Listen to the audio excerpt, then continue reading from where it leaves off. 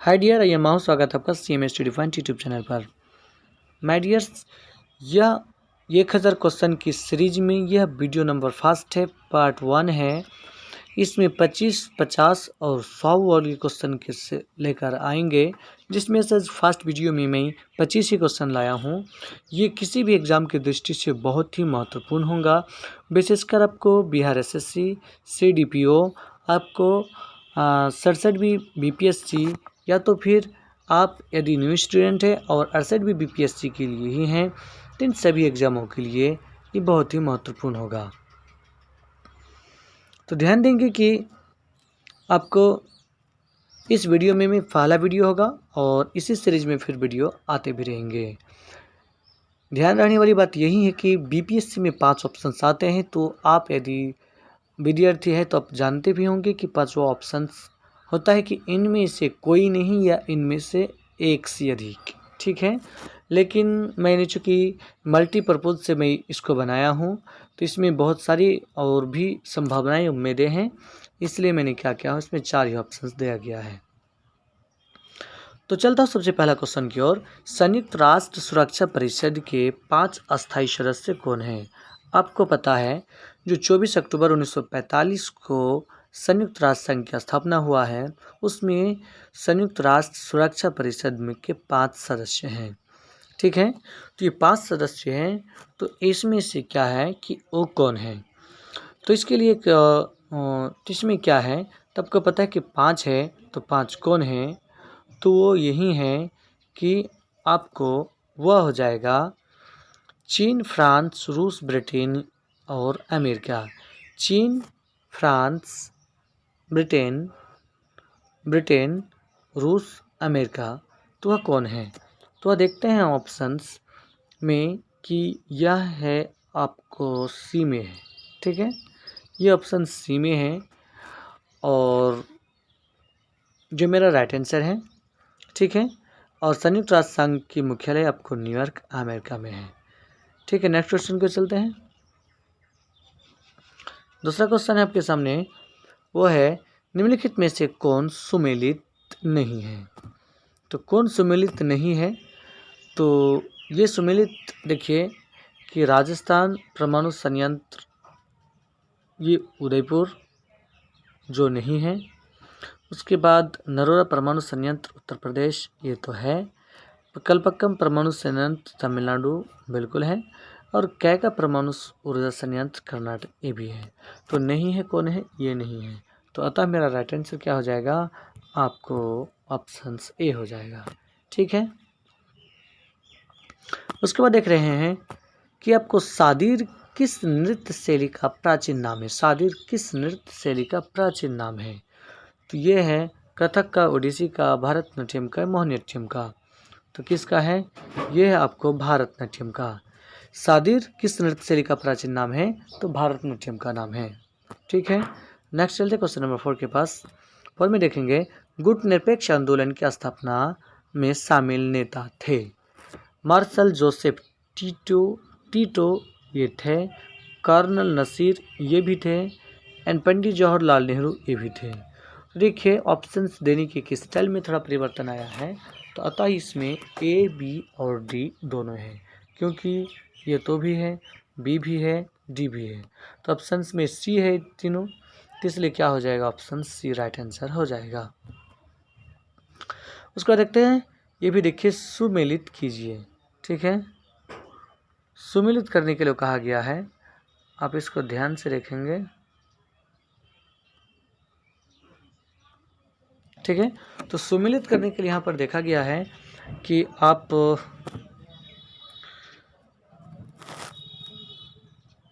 देखना है कि देखिए मेहंदी जो है GI टैग से संबंधित है, ये राजस्थान को है। और अपना पहाड़ी क्षेत्र ये भी है। उसके बाद आरीपन ये भी आपको बिहार से ही है। उसके बाद चेक पूर्णा ये भी आपको किससे है? ये उत्तर प्रदेश से है। अर्थात कि ये बी सी डी ये लगातार तीनों से ही है। डियर्स मैं ऊपर यहाँ पर आई बटन में दे रहा हूँ, या आपको डिस्क्रिप्शन बॉक्स में भी इसका लिंक दे रहा हूँ। मैं GI टैग से संबंधित मैंने तुरंत ही एक वीडियो अपलोड किया है, जो बहुत ही महत्वपूर्ण है और छोटा सा वीडियो है, मात्र 10 मिनट का वीडियो है। इस वीडियो को देखना ना भूले, वो आपके लिए बहुत ही महत्वपूर्ण होगा। नेक्स्ट चलते हैं क्वेश्चन नंबर 6 की ओर। 6 में देख रहे हैं जीआई टैग प्राप्त करने वाला पहला भारतीय उत्पाद है। तो पहला भारतीय उत्पाद कौन है? हैदराबाद हलीम, अल्फांसो आम, मगही पान, दार्जिलिंग की चाय। तो देखिए, ये दार्जिलिंग की चाय ही है जो सबसे पहले जीआई टैग प्राप्त किया है 2004-05 में। ठीक है, दार्जिलिंग की चाय। क्वेश्चन नंबर 7 में है कौन सम्मिलित नहीं है? कौन सम्मिलित नहीं है? तो यहाँ पर कहा जा रहा है जो 16 अक्टूबर है विश्व खाद्य दिवस, तो बिल्कुल हाँ है। आपको 9 अक्टूबर विश्व डाक दिवस, ये भी बिल्कुल सही है। 8 अक्टूबर भारतीय वायुसेना दिवस, ये भी सही है। लेकिन 5 अक्टूबर को अंतर्राष्ट्रीय वृद्धाजन दिवस, ये सही नहीं है। अतः मेरा राइट आंसर क्या हो जाएगा? ये डी हो जाएगा। ठीक है, नंबर नेक्स्ट पे चलते हैं। मरणोपरांत भारत रत्न से सम्मानित प्रथम व्यक्ति कौन थे? देखिए, मरणोपरांत कहा गया है। ठीक है, तो मरणोपरांत तो भारत रत्न पुरस्कार पाने वाला जो पहला आपको राज्य है, वो है आपको पहला व्यक्ति है, तो है लाल बहादुर शास्त्री। कौन है? लाल बहादुर शास्त्री हैं, जो आपको हार्ट अटैक होकर आपको डेथ हो गया था भारत पाकिस्तान युद्ध के बीच। ठीक है, के समय। तो इस तरह से हो गया मेरा मरणोपरांत भारत रत्न से सम्मानित प्रथम व्यक्ति लाल बहादुर शास्त्री, जिसे शांति पुरुष के नाम से भी जाना जाता है, जिसका जन्म महात्मा गांधी के जन्म अवसर पर ये आपको हुआ था 2 अक्टूबर को।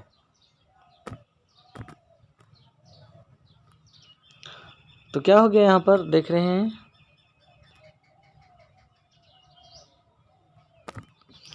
समाज साजन प्रकाश संबंध किससे है? साजन प्रकाश संबंध किससे है? तो ये किससे है? आपको बॉक्सिंग से है, तैराकी से है, क्रिकेट से है, हॉकी से है। तो ये क्या हो गया? ये तैराकी से। साजन प्रकाश संबंध किससे है? ये हॉकी से संबंधित है। उसके बाद देख रहे हैं पहली एक्सप्रेस के नाम से किसे जाना जाता है? हिमा दास को, अंजू बॉबी जॉर्ज को, पीटी उषा को या ललिता बाबर को? तो किसे जाना जाता है? पीटी उषा को। आपको पता होना चाहिए, पीटी उषा को खेल जगत के उड़न परी भी कहा जाता है। क्या कहा जाता है? उड़न परी भी कहा जाता है। ठीक है, उसके बाद देख रहे हैं इसमें देख रहे हैं कि आपको कि सम्मिलित कीजिए। तो सम्मिलित के अंतर्गत देखिए क्या है, मॉन्ट्रियल प्रोटोकॉल है, रियो शिखर सम्मेलन है, क्योटो शिखर वार्ता है, ये सतत विकास सम्मेलन है। तो क्या हो जाएगा? ये हो जाएगा आपको देखिए कि ये जो है ये 2 के साथ हो रहा है। उसके बाद रियो शिखर सम्मेलन कब हुआ था? रियो शिखर सम्मेलन आपको 1992 में हुआ था। उसका देखते हैं क्योटो शिखर सम्मेलन कब हुआ था? तो क्योटो शिखर सम्मेलन आपको हो गया था 97 में, और सतत विकास सम्मेलन हो गया था आपको 2002 में। इस प्रकार क्या हो जाता है? ऑप्शंस मेरा सी राइट हो जाता है।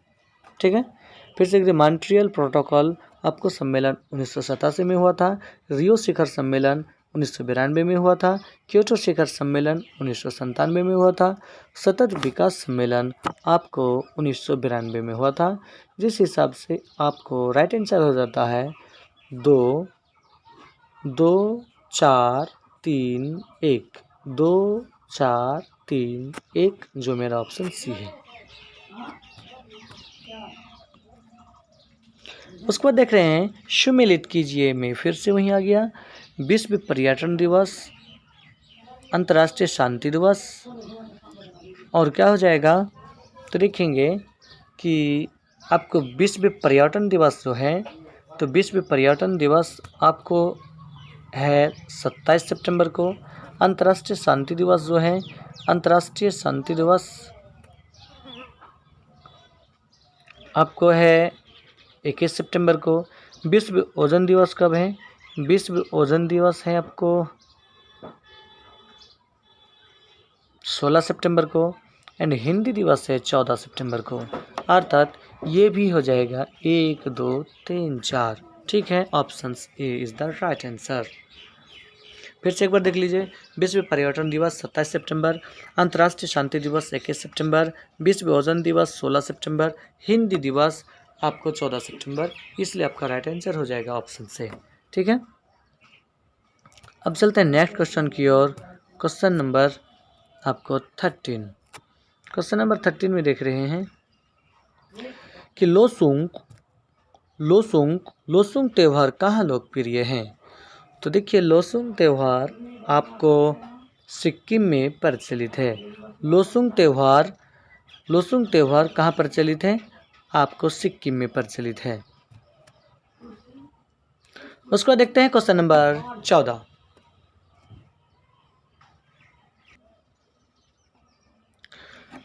निम्नलिखित युगों में से कौन एक सुमेलित नहीं है? तो कौन सुमेलित नहीं है?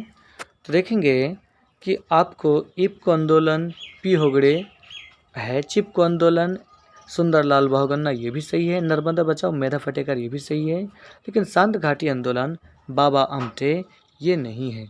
अतः मेरा क्या हो जाएगा? ऑप्शन डी राइट हो जाएगा। उसका चलते क्वेश्चन नंबर 15 के पास। 15 डियर्स, ये अति महत्वपूर्ण प्रश्न है, लेकिन इस सीरीज का फास्ट वीडियो है और इसमें मैं 25 ही क्वेश्चन सॉल्व कर रहा हूँ। आगे चलकर देखेंगे कि मेरा चैनल नया है, इसमें कम व्यूज़ आते हैं, इसलिए ज़्यादा लंबी लॉन्ग एंड पावरफुल वीडियो बनाने का थोड़ा पता होना चाहिए कि आपको। इसमें मेरा तो कोई मेहनत मजदूरी है नहीं, इससे व्यू ही मेरा मेहनत मजदूरी है, वही मुझे मोटिवेट करता है। तो इसलिए मैं नहीं ऐसा कर पा रहा हूँ। तो प्लीज़ इस चैनल को सब्सक्राइब कीजिए, अपने दोस्तों में शेयर कीजिए। कोई आपको पेमेंट नहीं लगेगा, कुछ नहीं लगेगा, सब कुछ तो आपके पास जाएंगे ही। मैं भी आपके जैसा ही एक दोस्त हूँ, साथी हूँ। प्लीज़ मुझे मदद ज़रूर करें। ठीक है, तो देखते हैं कौन सम्मिलित हैं। कौन सम्मिलित में देख रहा हूँ यहाँ पर आनंद दुग्ध सहकारिता सही नहीं है। तो देखिए कि ये नॉर्मन बोरलॉग तो नहीं किए हैं।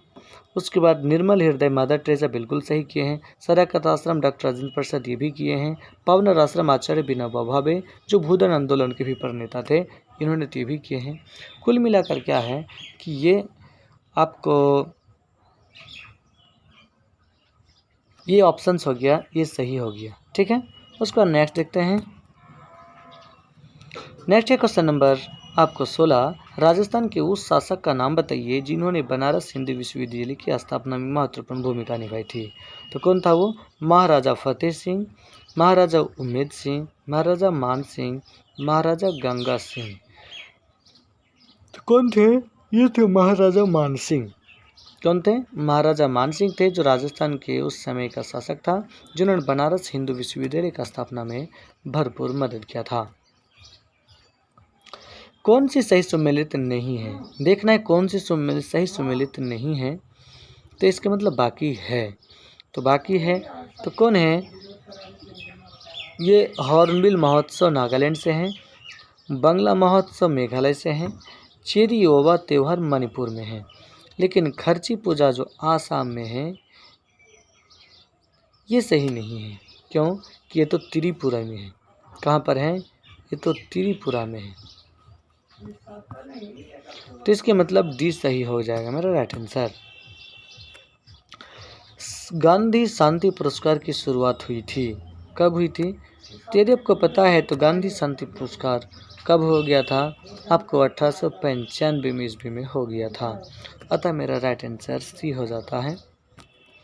अब देखते हैं क्वेश्चन नंबर 5 या 19 देख रहे हैं। 5 विकासशील देशों के अंतर्राष्ट्रीय संगठन ब्रिक्स में कौन कौन से देश शामिल हैं? तो ब्रिक्स इसमें क्या है? इसको ब्रिक्स के नाम से जाना जाता है। ब्रिक्स में पहले CS नहीं था, जो बाद में साउथ अफ्रीका जुड़ गया है। तो इसके मतलब कौन है? तो इसके मतलब यही है कि आपको देखिए 2009 में इसके गठन हो गया था। भारत, ब्राज़ील, रूस, भारत चीन, दक्षिण अफ्रीका है। तो अतः क्या हो गया, ऑप्शन ए मेरा सही हो जाएगा। ठीक है। भारतीय वायुसेना में निम्नलिखित में से कौन कमान नहीं है? भारतीय वायुसेना में निम्न में से कौन सी कमान नहीं है? तो कौन सी कमान नहीं है? तो ये है, देखिए आपको पश्चिमी कमान, पश्चिमी वायु कमान भी है, आपको मध्य वायु कमान भी है, दक्षिणी वायु कमान भी है, लेकिन है यदि नहीं है तो उत्तरी कमान। यूनेस्को द्वारा निम्नलिखित में से किस क्षेत्र में योगदान के लिए कलिंग पुरस्कार दिया जाता है? यूनेस्को द्वारा निम्नलिखित में से किस क्षेत्र में योगदान के लिए कलिंग पुरस्कार दिया जाता है, जो 1952 से दिया जा रहा है? तो देखिए, साहित्य के क्षेत्र में, खेलकूद के क्षेत्र में, राजनीति के क्षेत्र में, विज्ञान के क्षेत्र में। तो किस क्षेत्र में दिया जाता है? ये तो विज्ञान के क्षेत्र में दिया जाता है। मेरा राइट आंसर ऑप्शन डी हो जाएगा। अब देख रहे हैं कि यूनेस्को कप किस खेल से संबंधित है? यूनेस्को कप किस खेल से संबंधित है? तो किस खेल से है? ये हो जाएगा आपको बैडमिंटन से, टेबल टेनिस से भी नहीं, कबड्डी से भी नहीं, क्रिकेट से भी नहीं। तो कौन हो जाएगा? ऑप्शन सी सही हो गया मेरा। और नेक्स्ट चलते हैं क्वेश्चन नंबर 23 के पास। अंतर्राष्ट्रीय न्यायालय में न्यायाधीशों की संख्या कितनी है? अंतर्राष्ट्रीय न्यायालय में न्यायाधीशों की संख्या कितनी है? तो अंतर्राष्ट्रीय न्यायालय में आपको न्यायाधीशों की संख्या 15 है, जो और इसकी राजधानी नीदरलैंड में है। कहाँ पर है? नीदरलैंड में है। और नीदरलैंड में द हेग। कहाँ पर है? द हेग में इसकी स्थापना है। आपको पता है कि यूएनओ की स्थापना कब हुआ था? 24 अक्टूबर 1945 ईस्वी, द्वितीय विश्व युद्ध के बाद। हालांकि आपको यूएनओ का मुख्यालय आपको न्यूयॉर्क में है, लेकिन अंतर्राष्ट्रीय न्यायालय की मुख्यालय द हेग नीदरलैंड में है, जिसमें न्यायाधीशों की संख्या 15 होता है। नेक्स्ट देख रहे हैं क्वेश्चन नंबर 24 है। इसमें भी सुमेलित करने के लिए कहा गया है, तो इसको हम लोग सुमेलित करेंगे और ध्यान से देखेंगे। तो देखेंगे कि Varthaman trophy, Sheesh Mahal trophy, Subroto Mukherjee cup and Radha Mohan cup. तो क्या हो जाएगा? ये हो जाएगा सबसे पहले कि देखेंगे कि वर्धमान ट्रॉफी है आपको वेट लिफ्टिंग से। उसके बाद देखते हैं शीश महल ट्रॉफी है आपको क्रिकेट से, जबकि सुब्रतो मुखर्जी कप है आपको फुटबॉल से, जबकि राधा मोहन कप की बात कर लीजिए तो शेष बचे पोलो से। इस प्रकार मेरा सही मिलान हो जाता है 4 1 2 3, 4 1 2 3। Option B is the right answer. ठीक है। वर्धमान ट्रॉफी वेट लिफ्टिंग से, शीश महल ट्रॉफी क्रिकेट से, सुब्रतो मुखर्जी कप फुटबॉल से, राधा मोहन कप पोलो से। Last question